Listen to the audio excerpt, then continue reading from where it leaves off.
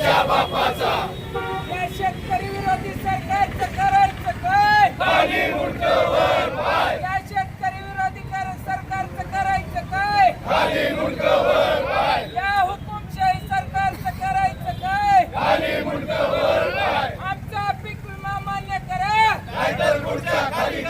जय भवानी.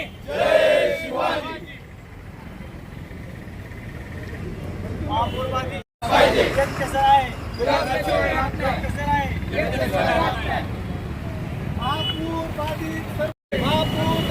सर्व शेतकऱ्यांना 24,000 रुपये पीक विमा. पीक विमा आमच्या हक्काचा. विम्यामध्ये भेदभाव चालणार नाही. पीक विमा शेतकऱ्यांच्या हक्काचा. पीक विमा शेतकऱ्यांच्या हक्काचा. सर्व शेतकऱ्यांना समान पीक विमा मिळालाच पाहिजे. जिल्ह्यातील शेतकऱ्यांना समान पीक विमा मिळालाच पाहिजे. जिल्ह्यातील सर्व शेतकऱ्यांना समान पीक विमा मिळालाच पाहिजे. जिंदाबाद जिंदाबाद जिंदाबाद इन्कलाब जिंदाबाद जिंदाबाद जिंदाबाद इन्कलाब जिंदाबाद. शेतकरी एकजुटीचा. शेतकरी एकजुटीचा. शेतकरी एकजुटीचा. शेतकरी एकजुटीचा.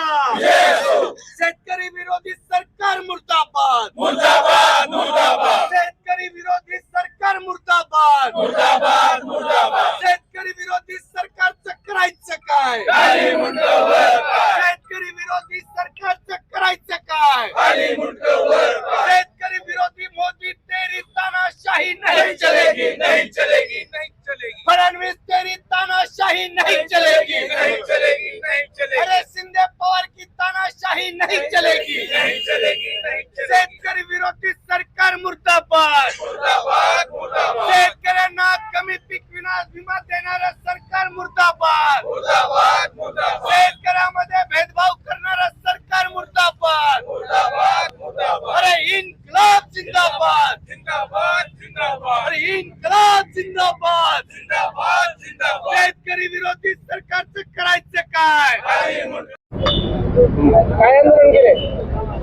महापुरात आपल्या धाराशिव जिल्ह्यात सर्व शेतकरी अतिशय अतोनात नुकसान झालं, आम्ही बघितलेलं आहे. त्याकरता सरसगट सर्व शेतकऱ्यांना जिल्ह्यातला 24,000 प्रति हेक्टरी हे अनुदान मिळणे गरजेचं आहे. परंतु महसूल विभागाने पंचनामे झाले, त्याचं सादरीकरण झालं, परंतु काय मंडळाला 24,000 प्रमाणे मिळालं, काही जणाला अतिशय कमी मिळालं. हा भेदभाव कशा करता? सगळ्यात उदाहरण सांगू शकतो की नदीच्या दोन्ही पात्राला, एका पात्राला 24,000 मिळाले, बाकीच्याला अक्षरशः 10 किंवा 26,000 गुंठे, 26 रुपये गुंठा म्हणजे जवळजवळ 1,000 किंवा 1,800 रुपये मिळाले. तर ह्याचं कारण आहे की महसूलचा पंचनामा व्यवस्थित झाला, परंतु सॅटेलाइटमुळे हे गोंधळ झाला. आमची मागणी आहे पहिली की धाराशिव जिल्ह्यातील सगळ्याच्या सगळ्या मंडळाला 24,000 प्रति हेक्टरी अनुदान मिळणे गरजेचं आहे. दुसरी मागणी आहे की हे सॅटेलाइट सर्वेपेक्षा जे पंचनामे आपण ग्राउंडवर करतो ते गरज आहे. आणि तिसरी सर्वात महत्त्वाची आहे की शेतकऱ्यांनी जे सांगितलेलं आहे ते सुद्धा एक सूची पकडण्यात यावी, कारण शेतकरी इतक्या अतोनात अडचणीत आहे. त्याची जी मागणी आहे ते सुद्धा आपण धरलं गरजेचं आहे. त्या ठिकाणी त्याच्याकरता आम्ही हे जिल्हाधिकाऱ्याला निवेदन देणार आहे. आज महाविकास आघाडी असू द्या किंवा सर्वच घटक अतिशय ताकदीनं उतरलं. ह्याची जर दखल शासनानं नाही घेतली तर इथून पुढं अतिशय मोठं आंदोलन पूर्ण जिल्ह्यात आम्ही करणार आहे.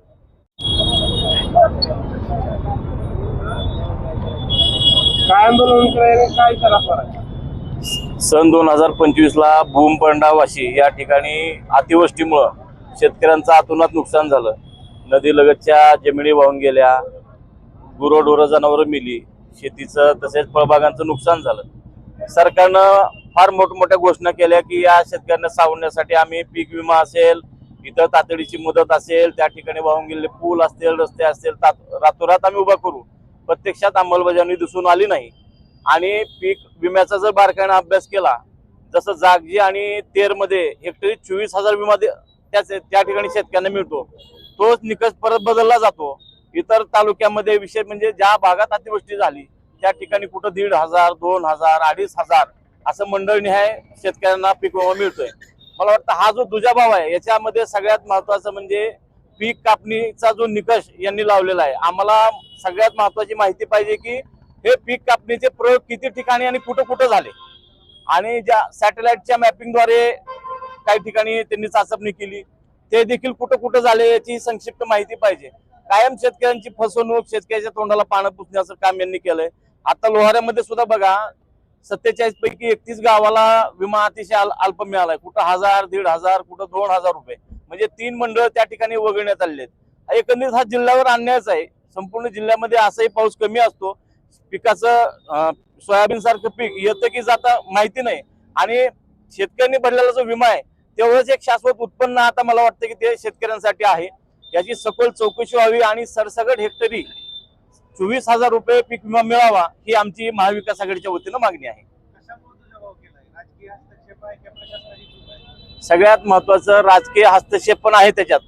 जे सत्ताधारी आहेत त्यांच्या मंडळाला कसा मिळतो पीक विमा जास्त, तुम्ही मंडळ तपासा ना. आणि जिथं जिथं विरोधक आहेत किंवा जिथं कुणीच ज्या शेतकऱ्याला वाली नाही त्या ठिकाणी काहीच बघितलं जात नाही. भूम परंड्याचे आमदार प्रत्यक्षात मतदारसंघात हजरच नाहीत. काय विषय झाला तर फोनवर बोलतात. शेतकऱ्यांच्या बांधावर जाऊन काम करावं लागतं. पीक विम्यासारखा महत्वाचा विषय आहे आणि कानाडोळा केला जातो.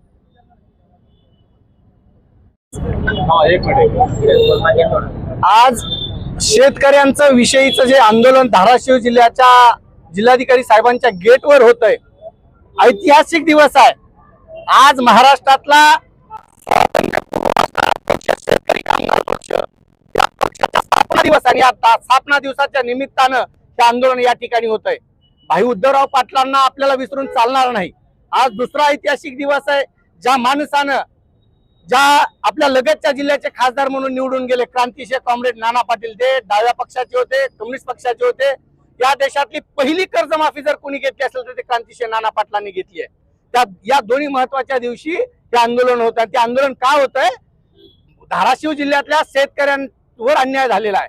पीक विमा देण्यामध्ये पीक विमा कंपनी आणि सरकारचं साठलोट आहे आणि म्हणून हा अन्याय झालेला आहे. मी वाशी तालुक्यातून येतोय. वाशी तालुक्यातलं सोयाबीन या पिकाचं लागवडी योग्य क्षेत्र जे आहे ते 39,000पेक्षा जास्त लागवडी क्षेत्र आहे. त्या 39,000 लागवडी क्षेत्रामध्ये पीक विमा किती कमी दिलेला आहे? जर लगत भूम तालुक्यातलं जर ईट सर्कल काढलं, ईट मंडळ काढलं तर तिथं 15,500 पीक विमा मिळालेला हेक्टरी आहे. वाशी तालुक्या मंडळाला किती मिळालेला आहे? पारगाव, पारा ही जी मंडळ तेरखेड्याला तर 1,000 रुपये प्रति हेक्टर, पारगाव आणि पाऱ्याला 2745 रुपये प्रति हेक्टर. जर हीट आणि पारगाव मंडळाचा तफावत काढली आणि एकंदरीत वाशी तालुक्याचा जर त्याला तुलनात्मक तफावत काढली तर तब्बल 56,07,390 रुपये हे वाशी तालुक्याला पीक विमा कंपनीने दिलेले आहेत. मग या ठिकाणचे आमदार जे तानाजी सावंत आहेत ते झोपले होते काय, आमचा प्रश्न आहे. आणि मग गोपाळ्याच्या डीपीसाठी पक्ष बदलणारे या जिल्ह्याचे खासदार शेतकऱ्यांसाठी तत्पर म्हणतात. भूमपरांना वाशीच्या शेतकऱ्यांसाठी आता ते काय करणार आहेत हा आमचा सवाल आहे. आमचा सवाल आहे राहुल मोठेंना, आमचा सवाल आहे राणा पाटलांना, आमचा सवाल आहे तानाजी सावंताला. जिल्हा परिषद शाळेचा जर एक शिक्षक नाही तर तुम्ही फोन स्टंटबाजी करताय. मग शेतकऱ्यांना पीक विमा 56 कोटी रुपये कमी येतोय तर तुम्ही आता कुणाला फोन करणार आहेत? फोन करून स्टंटबाजी करून चालणार नाही. जर तुम्ही गोपाळ्याच्या डीपीसाठी राजीनामा देताय तर 56 कोटी वाशी तालुक्याला कमी आलेल्या शेतकऱ्यांसाठी खासदार तुम्ही कुठं आहेत? तुम्ही विमा कंपनीच्या दारात बसणार आहे त्या आमचा खरा सवाल आहे. आणि म्हणून स्टंटबाजी खासदार चालणार नाहीत. हा शेतकरी खपून घेणार नाही. खऱ्या अर्थानं आमचा सरळ आरोप आहे सत्ताधारी पक्षाचे आमदार खासदार हे विमा कंपनीशी साठीलोटे करून त्या तेर आणि जागजीला 24,000 रुपये विमा मिळाला. भूमपरांड्यातल्या त्या परंडा तालुक्यातली जी हानी झाली, वाशी तालुक्यातली हानी झाली, कळंब तालुक्यातली हानी झाली, या ठिकाणी 1,000 आणि 2400 रुपये पीक विमा का, हा सवाल इथला शेतकरी विचारतोय. आणि म्हणून जर राणा पाटील पीक विम्यासाठी जर आग्रही असतील तर त्यांना आग्रही राहावं लागेल. त्या गोविंदपूरच्या शेतकऱ्यांसाठी त्यांना आग्रही राहावं लागेल. जनकापूरच्या शेतकऱ्यांसाठी. हे सगळे शेतकरी या जिल्ह्याचे रहिवासी आहेत. तुम्हाला फोनवर शिष्यवृत्ती का केली नाही असं सांगणारे तानाजी सावंत